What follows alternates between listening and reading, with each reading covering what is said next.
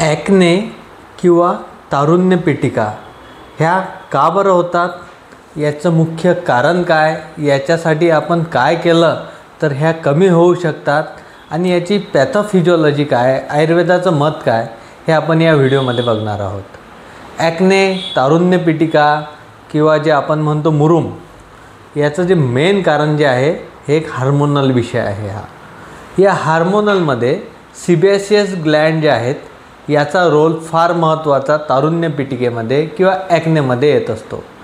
मग यामध्ये नेमकं काय होत असते, आपल्या शरीरामध्ये ज्या सिबेशियस ग्लँड आहेत, ज्या सिबेशियस ग्रंथी आहे, हे आपल्या शरीरातील जे वेस्ट प्रॉडक्ट आहे हे घामाच्याद्वारे शरीराच्या बाहेर टाकत असतात.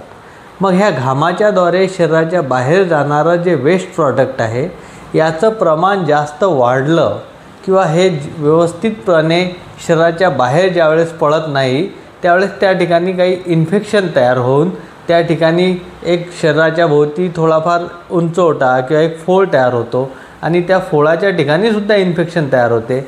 मग त्या आपण म्हणतो की सेकंडरी इन्फेक्शनचे ॲक्ने किंवा ॲक्ने समजा. तर या ॲक्नेमध्ये किंवा तारुण्य पिटिकेमध्ये सिबेशियस ग्रंथी किंवा घामाचा स्वेदवह स्रोतस आयुर्वेदानुसार त्याचा फार जबरदस्त असा उपयोग या आयुर्वेदानुसार होत असतो.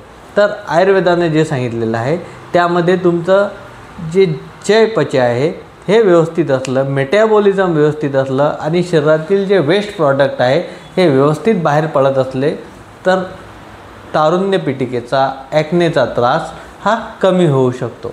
आता आपण बघत असतो व्यवहारामध्ये की तरुण वयामध्ये तारुण्य पिटिका म्हणजे काय की तरुण वयामध्ये मॅक्झिमम लोकांना हे होत असतात. आम्ही व्यवहारामध्ये आमच्या प्रॅक्टिसमध्ये बघत असतो की एखाद्या वेळेस लहान मुलांना होतात किंवा काही लोकांना त्यांचं तरुणपणातलं वय गेल्यावरसुद्धा तारुण्य पिटिका ह्या असतात. मग त्याच्यामध्ये काय असते की त्यांच्यामध्ये जे स्वेद आहे किंवा जो घाम आहे याचं उत्सर्जन शरीराच्या बाहेर व्यवस्थित होत नाही.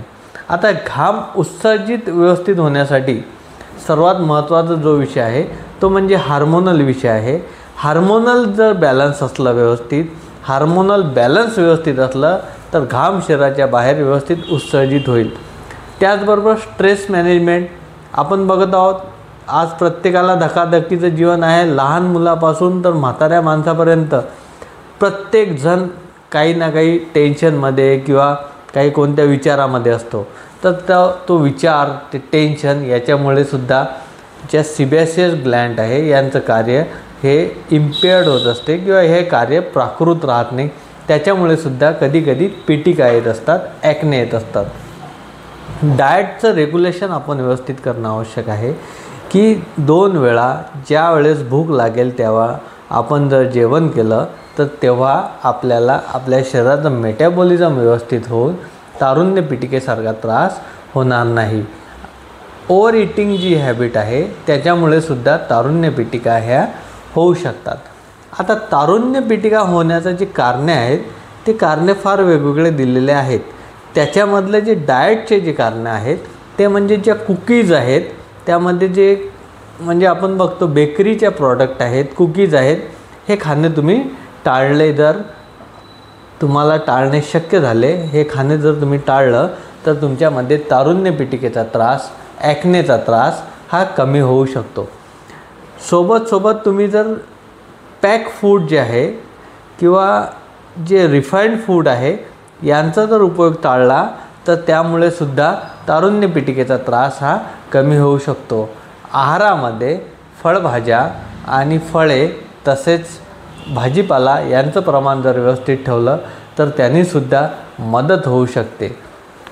आपण बघत असतो की तेलात तळलेले पदार्थ जास्त खाल्ले तर त्याच्यामुळे सुद्धा त्यामध्ये जे रिफाईंड ऑइल आहेत म्हणजे सोयाबीनचे ऑइल असतील, सनफ्लॉवरचे असतील, हे जे रिफाईंड ऑइल आहे याच्यामुळे सुद्धा तारुण्य पिटिकेचा त्रास होऊ शकतो.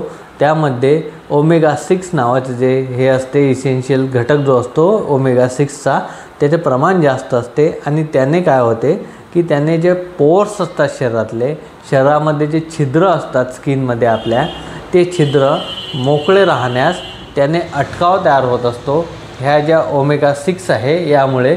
आणि ओमेगा 3 ज्याच्यामध्ये आहे ते खाणं शरीरासाठी कधीही चांगलं असते. मग ओमेगा 6 आणि ओमेगा 3 यामध्ये सुद्धा आपल्याला फरक समजला पाहिजे. त्यामध्ये सुद्धा आपल्याला नेमकं ओमेगा 6 कशात आहे, ओमेगा 3 कशात आहे याचेसुद्धा विवेचन आपण एखाद्या व्हिडिओमध्ये पुन्हा करूयाच. पण एक लक्षात घ्या की ओमेगा 6 ज्याच्यामध्ये आहे, शक्यतो जे तळलेले पदार्थ आहे त्याच्यामध्ये ओमेगा 6 असतात. तर हे ओमेगा 6 आपण शक्यतो टाळणं आवश्यक आहे. आपण बघितलं की त्यासोबत जे डेअरी प्रोडक्ट आहे याचंसुद्धा प्रमाण आपण कमी केलं पाहिजे. म्हणजे चीज वगैरेचे जे पदार्थ आहे ते आपण कमी खाल्ले पाहिजे.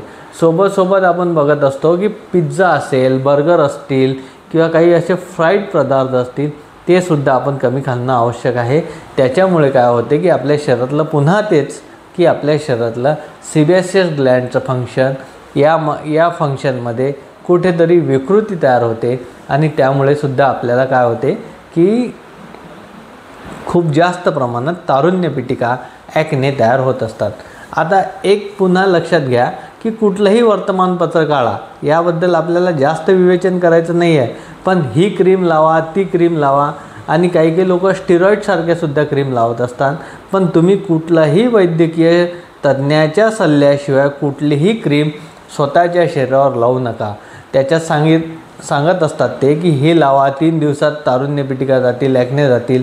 परंतु तुम्ही डॉक्टरांच्या सल्ल्याने जे औषध डॉक्टर देतात ते औषध तुम्ही लावणे अपेक्षित आहे. तुमच्या शरीरासाठी डॉक्टरांच्या सल्ल्यानेच औषध लावणं कधीही चांगले असते. नॉर्मली तुम्ही जर काही न लावता तुमचं तारुण्य पिटिका तुम्ही कंट्रोल करू शकता. त्यासाठी तुम्हाला काय करावं लागेल की दिवसातून 3 वेळा साध्या पाण्याने चेहरा वॉश करायचा आहे आणि झोपतानासुद्धा चेहरा हा तुमचा साध्या पाण्याने तुम्ही धुवून घेऊन स्वच्छ पुसून ठेवायचा आहे. ॲलोवेरासारखे काही घटक जे आहेत म्हणजे कुमारी जे आयुर्वेदाने सांगितलेलं आहे त्याचा उपयोग जर ते कुमारी किंवा ॲलोवेरा तुमच्या स्किनला जर सहन होत असेल तर तुम्ही लावू शकता. आता आयुर्वेदामध्ये काही उपचार सांगितलेला आहे का, तर नक्कीच आयुर्वेदामध्ये तारुण्य पिटिकेचा अतिशय चांगला उपचार सांगितलेला आहे.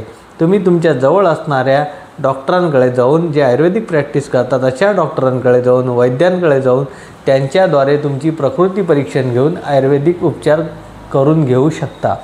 पण काही जी ड्रग्स सांगितलेले आहेत जसे की ब्लड प्युरिफायर सांगितलेले आहे आयुर्वेदामध्ये, महामंजिष्ठादी काळा असेल किंवा सारिवासव असतील किंवा आणखी काही चूर्ण असतील तर त्या चूर्णांचा उपयोगसुद्धा आयुर्वेदाने सांगितलेला आहे.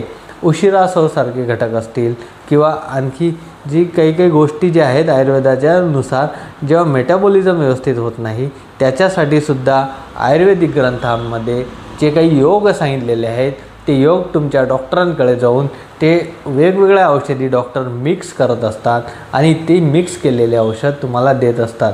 ही जे मिक्स केलेले औषध आहेत हे बाजारात विकत मिळत नाही, पण डॉक्टर तुमचं प्रकृती परीक्षण करून मिक्स केलेले औषध तुम्हाला देत असतात. त्याला आयुर्वेदामध्ये योग असे म्हटलेले आहे. हे योग शक्यतो बाजारामध्ये उपलब्ध नसतात. तर तुम्ही तारुण्य पिटिकेसाठी सर्वात महत्त्वाचा जो विषय आहे तो म्हणजे तुमचं हार्मोनल बॅलन्स असणं आवश्यक आहे. तुमचं डाएट जेवण अतिशय उत्तम असणं आवश्यक आहे. तुमची झोप जी आहे ती 6 ते 8 तास होणं आवश्यक आहे. दुपारी झोपायचं नाही आहे आणि ओव्हर इटिंग, बाहेरचं खाणं थांबवायचं आहे. पालक किंवा पालेभाज्या, फळभाज्या यांचा उपयोगसुद्धा तुम्ही व्यवस्थितपणे तुमच्या शरीरामध्ये असणं आवश्यक आहे आणि पाणी जे आहे ते व्यवस्थित तहान लागेल तेव्हा पिणं आवश्यक आहे. त्यामुळे सुद्धा तुमच्या शरीरातील जे घाम आहे तो सुद्धा व्यवस्थितपणे बाहेर जाऊ शकतो. ह्या सर्व गोष्टी तुम्ही डॉक्टरांच्या सल्ल्याने जर केल्या तर तारुण्य पिटिकेवर, ॲक्नेवर तुम्ही चांगल्या प्रकारे मात करू शकता आणि तुमची स्किन नेहमी टवटवीत आणि तेजस्वी ठेवू शकता. व्हिडिओ जर तुम्हाला आवडला, यामधील माहिती जर उपयुक्त वाटली तर व्हिडिओला नक्की लाईक करा, शेअर करा आणि चॅनलला सबस्क्राईब करा. धन्यवाद.